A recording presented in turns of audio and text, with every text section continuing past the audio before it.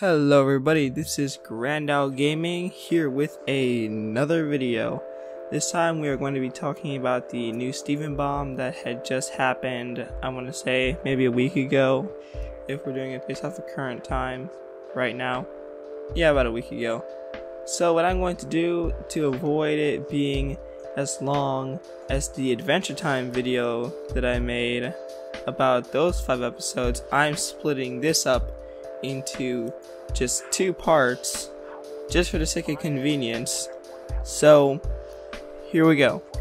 So the first 2 set of episodes to come out in this Steven bomb is Steven's Dream and Adventures in Light Distortion, and both episodes are pretty interesting in their own respects. So Steven's dream in this case is that Steven has a dream and there are basically these flowers. It takes place in Korea, and that's pretty much all that we get to see at that moment.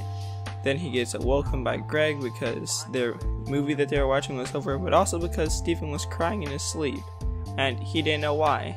Because of that, basically Steven and Connie try to figure something out, just like what exactly was it in the dream that I was seeing, stuff like that. And then in Connie's book, it was like, oh, there was something like that, and it's in Korea. So then Steven shows it to the gems, and then all the gems are like, oh, Steven, you shouldn't go there. No, you shouldn't go there at all, Steven. And Steven's like, how come I can't go there? And then there was just this whole dialogue exchange about Steven feeling that he's being, kept in the dark about things, which is a pretty common thing in Steven universe. I mean, aside from the action and the emotions that are in Steven universe, another big part of them is the mystery. So because of this, Steven feels that he is being kept in the dark, he's being left out again, so he decides to just not listen to Garnet and just head out to Korea with his dad. And even his dad, for a brief moment, tries to stop him when they were talking about some certain aspects of, that sometimes things are just best kept the way they are, the past is the past, stuff like that. I mean, I'm pretty sure that I'm gonna play a clip right about now. We both made a lot of mistakes when we were young. I thought Disco was coming back. She started a war. I think she felt like she had to confess everything to me, but I told her, the past is the past. All that matters to me is who you are now. And who she was an incredible, loving being. So even though they have the talk, Steven is still determined to go to Korea to figure out what happened to Pink Diamond and why that thing is there. So as time passes, they head to Korea, they do some fun stuff. There was that really funny scene about the Korean animators, animating Greg, and what was exactly going on in Steven Universe at the time. So that was something. Then, they finally reached the mountainscape where there's obviously a do not enter sign, but Steven decides to climb anyways. And then we see that Blue Diamond's chair is there, and Steven's like, wait, this doesn't make any sense. It should be pink, it should be covered in plants, it should be destroyed. And then they hear some crying. They also hear somebody saying, I'm so sorry. And then they look over, and then they see that Blue Diamond is there. And Steven's tears, begin to, kind of like get larger, like almost take up his entire eye. And that's because technically Steven was crying Blue Diamond's tears. She begins to talk about how it's so weird how fragile beings such as humans are able to thrive and survive on the planet Earth, while beings as powerful as the diamonds were able to perish on this planet. So things kind of happen. Greg kind of makes some noises, or I think it was Steven, and then after that the Blue Pearl kind of goes out to be like a scouter just to see what's going on. Then after that, it turns out that Greg kind of goes in and takes the fall, which is why I think that Greg is probably one of the most noble people in Steven Universe. Like, I don't think anyone has had more noble moments in Steven Universe than Greg. And if you guys know anybody else who probably has more of a noble, who has had more noble moments, I would really like to know.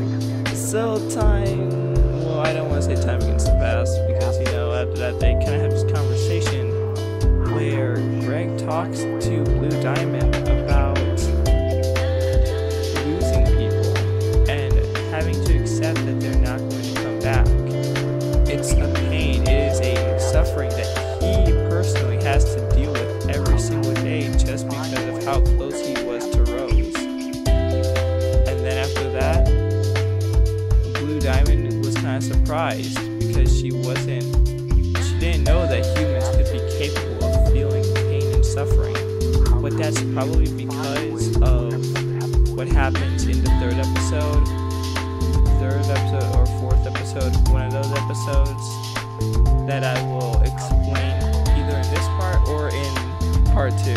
I'm not going to look at the Steven Baum chart right now because forget that thing, man. Just not right now. And then she abducts Greg.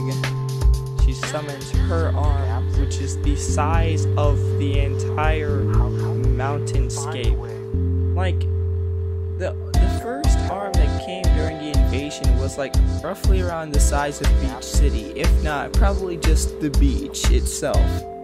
In this case, Blue Diamond's arm is just the size of the mountains. At first, I kind of mislooked at it and I thought that it was the entire size of like all of Korea and everything.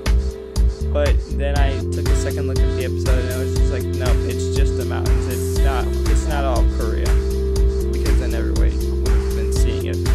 I'm pretty sure some Koreans did see it now that I think about it. And then Greg gets abducted. Steven tries to make the jump to rescue Greg, but then after that, he couldn't make it. He couldn't jump high enough. So with all that in mind, Steven decides to go back, and you know, he's like, "Oh, guys, I messed up. They kidnapped Greg."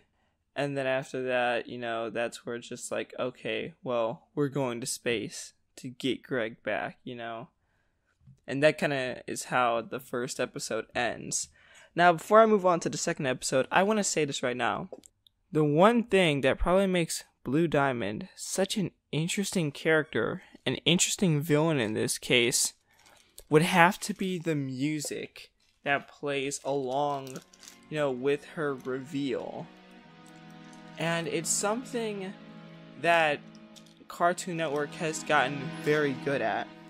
I give Cartoon Network a lot of crap sometimes. I'm not gonna lie. But one thing that Cartoon Network definitely does well is the music. And the music during the emotional scenes. The first two things that come off the top of my head in this case is the sacrifice of Pops in regular show during the finale and the appearance of Blue Diamond. Both of those scenes had synthesizers playing softly in the background, and you could really tell that in a lot of Cartoon Network, in this case New Age Cartoon Network's emotional moments, a synthesizer softly plays, because I think that a synthesizer is able to capture, you know, emotional moments the best. If not, you know, space emotional moments. So I just thought of that to be something pretty interesting. It was something that caught my ear when I first heard it, and it reminded me of the regular show finale, and it just had me thinking, this is something Cartoon Network does well. So please, keep up the good work, keep up your synthesizers, because nobody does it better than you. Cartoon Network, nobody does it better than you. Okay, so second episode, Adventures in Light Distortion. I'm really not going to try and go that deep into it because this was basically, it kind of reminds me of like Berserk, you know, just like, oh, we're going to travel and, you know, try and like we're gonna travel with a bunch of nothing until we reach a actual interesting point in the story. You know, that's kind of how I view Berserk. That's also how I view this episode. It was the boring point, but with some interesting parts to it, which I'm going to question. So, as you know, they were just like, okay, so we're heading out into space. Peridot was like, well, you know, there are some adjustments I could make for you guys, but then it was just like, we don't care, let's just go. Steven makes a call to Connie, and it's like, no, there's no way that you'd be able to make it in time, we're going right now, I just need you to take care of the city while I'm gone. So of course that would mean that this is alluding to the new episode coming out on the 10th, the new Crystal Gems, I think it's called, where basically it's like Connie, Lapis, Peridot, and I guess Pumpkin Dog, if he's still a thing, where they try to protect Beach City. So that's cool. So because of that being a thing, you know, then they just go off, and as they go off, they begin to see, you know, just a bunch of things. Steven mentioned, so like, wow, with all the stuff in space, Dad could make an album based off of just the cosmos alone. And I thought that was pretty interesting because, you know, it seems like that there are a couple of albums that are just based off of space itself. Well, maybe not, maybe I'm wrong, who knows. But the one thing that I really want to mention here, you know, before I kind of finish up talking about this episode, because it was basically just like, okay, we're gonna go really fast to the point where we're faster than light, and then after that, you know, we're gonna reach the gem zoo. You know, that was pretty much all that it was. It was just them going faster and faster and faster, until eventually Steven was just like, oh my god, I made the gems disappear, but it was actually because, you know, Steven was going faster than light, so their bodies couldn't keep up and hold on. That was basically all there was to it. They also crashed into some rubies, which I also forgot to mention, so maybe they'll pick up the rubies on the way back, because that's literally what Steven said. Yeah, so basically, they were just like, okay, we're gonna go pick up the rubies on the way back. Yeah, that's cool. So, as time begins to pass on, they basically just kind of, well, I don't want to say they, it's more like Pearl. Pearl explains as to why their forms were changing, because the gems are, you know, projections of light, but, you know, with mass in this case, and based off of the gravity and calibration of the gravity, it would actually change their forms. So like when they were all like flattened and stuff, they were all ruby size, which means that rubies probably take up maybe like, I don't know, maybe like a small amount of gravity, who knows. And they're all short and stuff. And then, you know, he tried adjusting the gravity, which adjusted their sizes. But the one thing that kind of caught my attention was that when he tried it, it ended up going into like 3 diamonds. And then when it went to those diamonds, they kind of, you know, went to the size of the diamonds themselves. So it makes me think, are diamonds basically just that, you know, powerful and mighty stuff because they're larger? And because they have this great amount of gravity around them? Is size pretty much the only thing that's really going on here in Homeworld? Or is it something more? Because that was just something that really came to mind. It was something that really caught my attention there. And maybe it could help contribute to what happens to the diamonds. Maybe at the end of the series. Maybe they try to adjust the gravity, or like a personal gravity manipulation thing, to where the diamonds end up becoming smaller, and then people realize, oh wait, they're not as big and powerful and threatening as they seem to be. Or maybe there is something more. Maybe the diamonds actually do have some kind of power to them, which is what made them so intimidating. Who knows? But basically after that, they end up, you know, at the zoo, or, you know, at Pink Diamond's crib, whatever you want to call it. And thus begins Gem Heist. Yeah, basically a boring episode for me. Not really something that I would recommend, but I would still watch it anyway, just for the sake of, oh hey, just for the sake of, I need something to watch. It kind of reminds me a lot of like that quote unquote Thanksgiving special that they had and Future Boy Zoltron. They were kind of just like filler episodes that really had nothing to it. Now I know a bunch of you are probably going to say Steven Universe doesn't have filler episodes. Yes, it does. Those were 3 prime examples as to how they are filler episodes. Sorry to burst your bubble there. Not really though. And now to the final episode of the first part, Gem Heist. Gem Heist was a very, very, very, very, very, very, very interesting episode. I mean, I'm pretty sure it didn't deserve all those varies, but still, nonetheless, really cool episode. Really liked what they did here with basically the introduction of all the new gems, you know, all of the new amethyst, holly blue, agate, stuff like that. I think those are the only 2 new gems that were introduced. And basically there was like this tour of the ship going on, and with that tour going on, they basically try to divert it and try to break into the zoo. That's pretty much all of the highlights of the episode, really, just like new gems. They try to break into the zoo. Sapphire does her sapphire work, and it just shows that sapphires still have a status, even though everything that's been going on with the gem war and everything 5,000 years ago. You think that sapphires would lose their status somehow, but no, sapphires still keep it. I guess because of their, you know, future prediction abilities. That's the only reason why I think that sapphires would keep their status, even though they had a sapphire and a ruby perform the heinous act of fusing and becoming a garnet. You know, you'd think that rubies and sapphires would lose their street cred, if Homeworld even has street cred. So they kind of just wander around, they kind of do their thing, they reach the zoo door, and then after that, they fail to break into the zoo, and Holly Blue is just a dick to the amethyst. Probably because they were, you know, made from Earth, but that's kind of, you know, just throwing a limb here and there. Still, Holly Blue was not my favorite. I couldn't really stand her. Sorry, guys.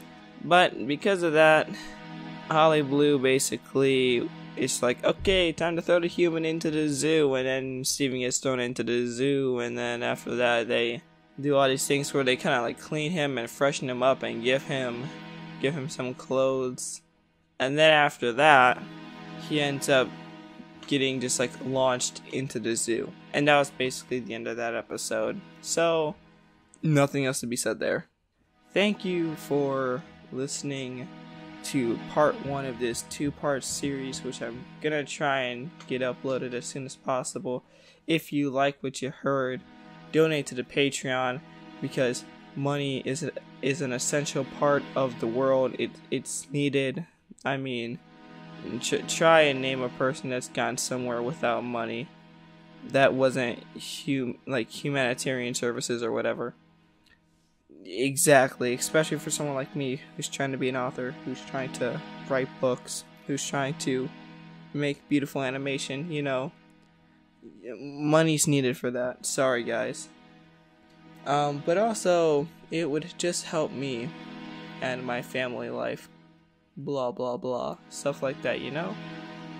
Also, be sure to subscribe, because subscribing means notoriety. It will give me the inspiration to make cool content for you guys. That's all I gotta say there. And, you know, be sure to like the Facebook and like the Twitter, because that's like, and also the Tumblr, you know, those are like sub-level forms of inspiration. If subscribing was like one whole point of inspiration right there, then following the Twitter, liking the Facebook, and liking my Tumblr, that's like 1/3 of it right there. So yeah, you guys do the math. And then after that, subscribe to the Patreon. Like I said again, also be sure to check out my podcast, Sitting the Twilight. I've been talking for way too long now. It's time for me to sign out. So, have a great day, everyone. Stay beautiful.